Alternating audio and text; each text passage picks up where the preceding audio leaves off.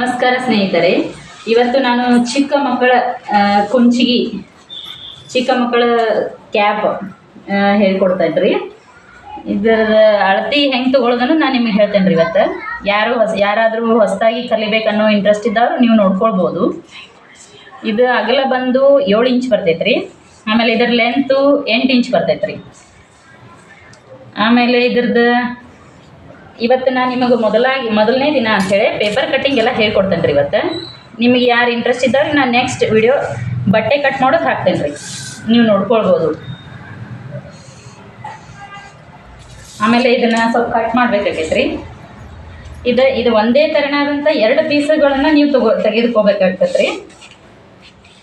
ಇದಕ್ಕೆ ಕೆಳಗಿನ gate ತೊಗೊಳುವಾಗೂ 2 piece ತೊಗೋಬೇಕು ರೀ. ಆಮೇಲೆ ಮೊದಲೇ ಕುಲಾಯಿ ತೊಗೊಳುವಾಗೂ 2 ಪೀಸೇ ತೊಗೋಬೇಕು. ಇದು ಎರಡು ಥರನಾಗಿ ಇವು 2 ಪೀಸ್ ತೊಗೊಂಡ್ರೆ ನಿಮ್ಗೆ ಕುಂಚಿಗಿ ಚೆನ್ನಾಗಿ ಬರುತ್ತೆ ರೀ. ಆಮೇಲೆ ಇದು ಕೆಳಗಿನ ಭಾಗ ತೊಗೋಬೇಕು ರೀ. ಇದು ಉದ್ದ ಬಂದ 10 ಇಂಚ್, ಆಮೇಲೆ ಅಗಲ 20 ಇಂಚ್ ಬರ್ತೈತದ. ಇದು ನಿಮಗೆ 3-4 ತಿಂಗಳ ಮಕ್ಕಳಿಗೆಲ್ಲ ಇದು ಸೈಜ್ ಬರ್ತೈತೆ ರೀ. ಇದು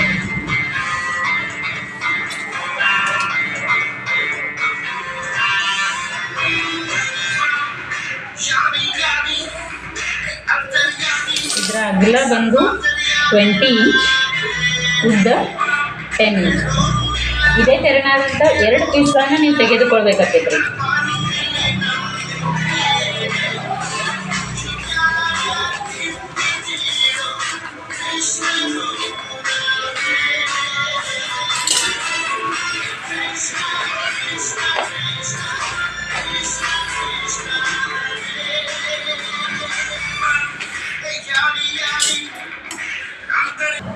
ನಾವು ಮೊದಲನೇದಾಗಿ ಕಟ್ ಮಾಡ್ಕೊಂಡಿದ್ದು ಇದು ಕುಲಾಯಿ ಅಂತ ಬರ್ತೈತ್ರಿ. ಇದು ಕುಲಾಯಿ,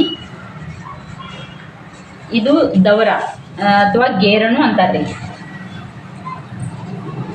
ಗೇರ್ ಈ ತೆರನಾಗಿ ಇದೇ ಟೈಪ್ ಕಟ್ಟಿಂಗ್ ಮಾಡ್ಕೋಬೇಕ್ರಿ. ಇದನ್ನು ಈ ರೀತಿ ಎಲ್ಲ ನಿಮಗೆ ರೆಡಿ ಆದರೆ ಇದು 2 ಪಾರ್ಟ್, ಇದು 2 ಪಾರ್ಟ್ ಬರುತ್ತೆ ರೀ. ಇದನ್ನು ನಿಮ್ಗೆ ವಿಡಿಯೋ ಲೈಕ್ ಆದರೆ